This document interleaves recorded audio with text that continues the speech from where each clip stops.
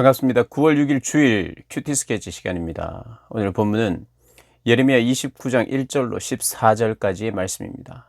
오늘 본문은 이렇게 시작합니다. 선지자 예레미야가 예루살렘에서 이 같은 편지를 느부갓네살이 예루살렘에서 바벨론으로 끌고 간 포로 중 남아있는 장로들과 제사장들과 선지자들과 모든 백성에게 보냈는데, 그때는 여고니아 왕후와 궁중 내시들과 유다와 예루살렘의 고관들과 기능공과 토공들이 예루살렘에서 떠난 후라. 오늘 본문은 이 예레미야가 바벨론의 포로로 끌려갔던 사람들에게 편지를 써서 보냅니다. 그 편지의 내용은 뭐냐면, 너희들이 바벨론 포로로 끌려갔는데 빨리 돌아오지 못한다. 어제 본문에 하나냐, 거짓 선지자죠. 또 좋은 말로는 어떻게 보면 구원, 희망 예언자죠. 그런데 그는 빨리 온다 그랬거든요. 2년 안에 온다 그랬어요. 그런데 몇 개월 뒤에 죽었죠. 거짓된 예언을 했기 때문에 하나님께서 벌하신 겁니다. 하나님의 뜻은, 하나님의 계획은 징계 안에도 있습니다. 징계. 어제도 말씀드렸지만 징계로 끝이 아니에요. 징계를 통해서 참된 자녀로, 참된 하나님의 백성으로 회복시키는 것이 하나님의 계획입니다. 그래서 그 기간은 하나님이 정하시는 거예요.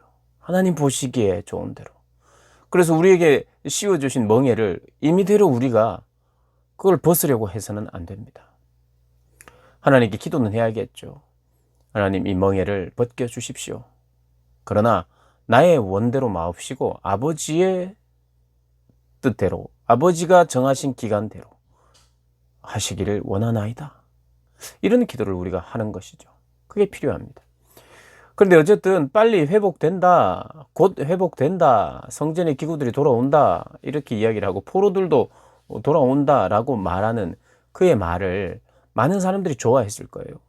그래서 참된 선지자들은 핍박을 당하고 거절을 당했다고 어제도 말씀을 드렸습니다마는, 이 포로로 직접 끌려가 있는, 어제도 말씀드렸지만 지금 이 포로들은 왕도 끌려갔던 거예요. 한 3개월 정도 여호야김 왕입니다. 여고냐라고 이름하는 이 왕이 시드기야 마지막, 이스라엘의 마지막 왕 바로 직전 왕인데 3개월 정도 왕을 하다가 끌려갔어요. 그리고 그의 왕후라고 하는데 아마도 어머니로 추정하고 있습니다. 그의 어머니나 궁중의 내시들과 여러 고관들의 자녀들, 그 속에는 또 다니엘도 있었고, 다니엘은 1차 포로인데 아마 이때는 2차 포로인 것 같아요. 2차 포로. 그러니까 어쨌든 그 고관들의 자녀들, 그들도 기능공, 실력 있는 사람들 많이 데려갔습니다. 그래서 거기서 그들이 뭘 원했을까요? 빨리 돌아오기를 원했겠죠. 어수선했고 두려웠고, 하나님께 기도도 했을 거예요. 하나님, 우리를 빨리 돌아갈 수 있도록 해달라고. 그러나 예레미야가 편지를 씁니다.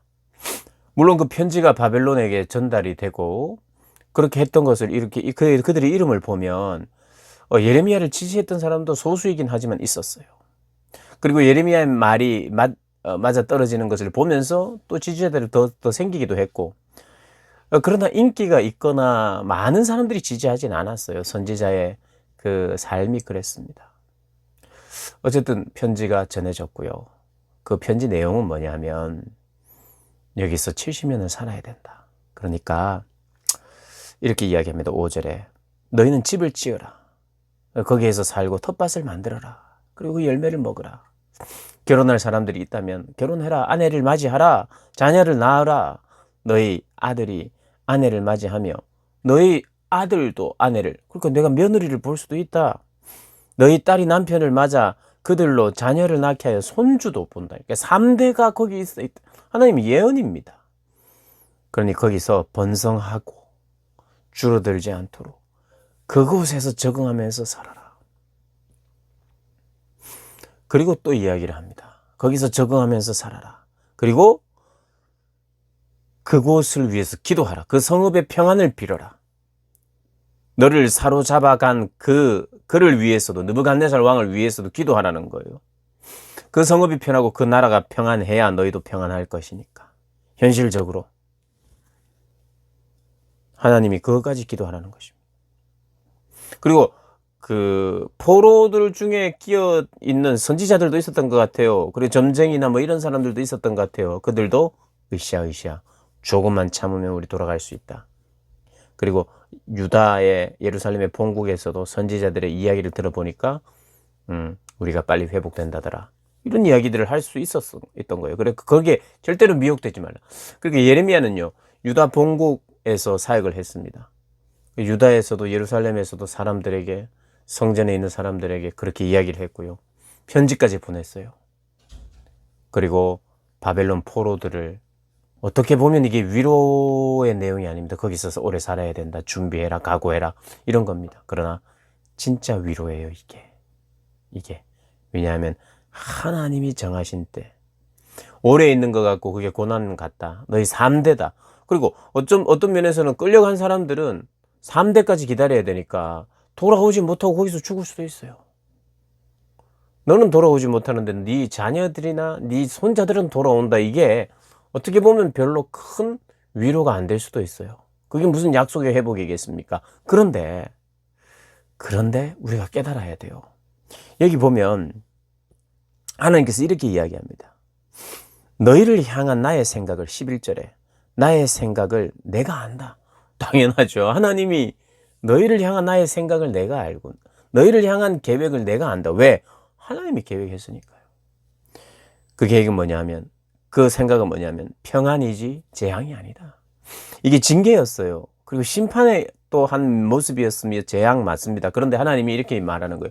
재앙은 재앙으로 시작해서 재앙으로 끝나는 게 아니에요. 재앙 속에, 재앙이라는 그 박스 안에 평안이 있었고 하나님의 선하신 뜻이 있었던 거죠. 이것을 딱 줄 때는 재앙만 있는 것 같았으나 하나님이 재앙과 함께 기회도 또 복도 주시는 거예요. 그래서 평안, 너희에게 재앙이 아니라 너희에게 미래와 희망을 주는 것이다. 내가 지금 말하는 것이 70년 기한이 차면 너희들 돌아오리라. 그래서 너희들에게 희망을 주는 것이다. 12절, 너희가 내게 부르짖으며 내게 와서 기도하면 내가 너희들의 기도를 들을 것이다. 너희가 온 마음으로 나를 구하면 나를 찾을 것이요 나를 만나리라. 이방 땅, 성전이 무너졌지, 이방 땅에 하나님이 어디 있을까 고민되지. 그러나 그곳에서 나를 찾으면 내가 만나리라. 그래서 여러분, 바벨론 땅에서 하나님 만나는 이들이 있었죠. 누굽니까? 다니엘. 어려움 속에서도 다니엘과 세 친구, 하나님의 임재를 경험하며 살았어요. 에스겔 선지자들 그발 강가에서 하나님 앞에 하나님을 섬기며 예배했어요.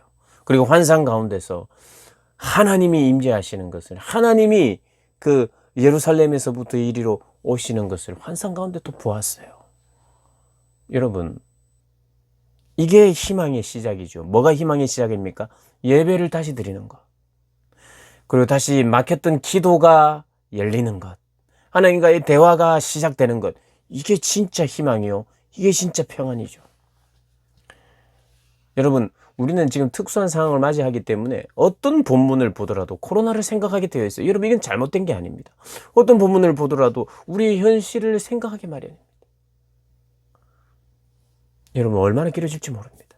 우리는 시나리오를 몇 가지 가지고 있어야 돼요. 첫 번째, 1년 정도 안에, 아니면 빠르면 6개월 안에 백신과 치료제가 나와서 모든 것이 정상적으로 완전하게 완벽하게 예전처럼 돌아간다. 여기에 대해서도 우리가 희망하고 기도해야 되겠죠. 두 번째, 한 2년 간다. 좀 더 길게 간다. 오늘 어떤 전문가는 5년 간다고 이야기하는 사람도 있어요. 일상이 예전처럼 돌아오지 않을 것이다. 어떤 사람은 영원히 돌아오지는 않을 거다.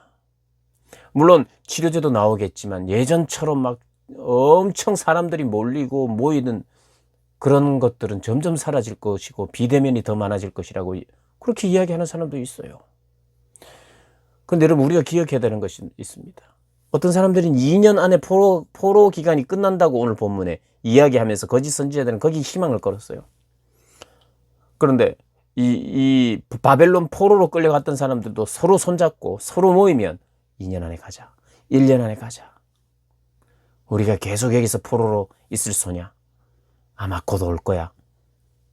이것은 진짜 희망이 아니었죠. 2년, 1년 이야기하던 사람들이 70년이란 이야기 들으면 멍하겠죠, 여러분. 세상 사람들이 막 떠듭니다. 1년 안에는, 6개월 안에는 백신이 개발되고 막 이렇게 했는데 하나님께서 70년 이렇게 이야기할 때 좀 너무나도 생각하기도 끔찍한 이야기이긴 합니다만은 우리 기억해야 되는 게 있어요. 하나님이 만약에 그렇게 정하셨다면 그것은 선한 겁니다. 근데 하나님은요, 그 70년이라는 기간을 이야기하면서 이것은 재앙이 아니라고 말하는 거예요. 이것은 너희에게 재앙 같은 모습으로 나타났지만 이 재앙의 껍질을 벗겨놓으면 희망이 시작되는데 그 희망이 뭐냐? 기도가 열리기 시작하고 하나님과의 만남이 시작되고 참된 예배가 그 상황에서도 드려지기 시작한다. 그리고 3대가 지나면 70년이 지나면 돌아오는데 그 안에 바벨론에서 포로로 끌려갔던 사람들 중에 그들이 남은 자가 된다는 거예요. 그들이 이스라엘 역사의 주인공들이 되기 시작한다는 거예요. 새롭게 이스라엘을 일으키는 자들이 남은 자 안에 있다는 거예요. 그게 희망이라는 거예요. 첫 번째 희망은 뭐냐? 하나님을 멀리했던 내 자신이 포로국에서 아들, 딸 낳고 밭을 가꾸며 그곳에서 살면서 살아야 돼요. 적응하면서. 그러나 그것이 재앙이 아니라 희망이다 이렇게 말하는데 어떤 희망이냐? 70년 뒤에 간다. 이게 그들에게 진짜 희망이었을까요? 처음에는 희망이 아니었을 거예요. 그런데 너희는 나를 구하라. 나를 찾으라. 너희를 만나리라. 여기가 성전이 될 것이다. 너희가 구하는 그곳이 성전이다. 하나님 만날 수 있는 장소다. 할렐루야인 겁니다. 내가 하나님 만날 수 있구나. 하나님과 교제할 수 있구나. 이 교제가 회복되고 기도가 회복되기 시작하는 게 첫 번째 평안이고 첫 번째 희망이죠. 두 번째 희망은 우리 속에 남은 자가 있구나. 우리 속에 다시 이스라엘을 일으킬 내 자녀들이 있구나.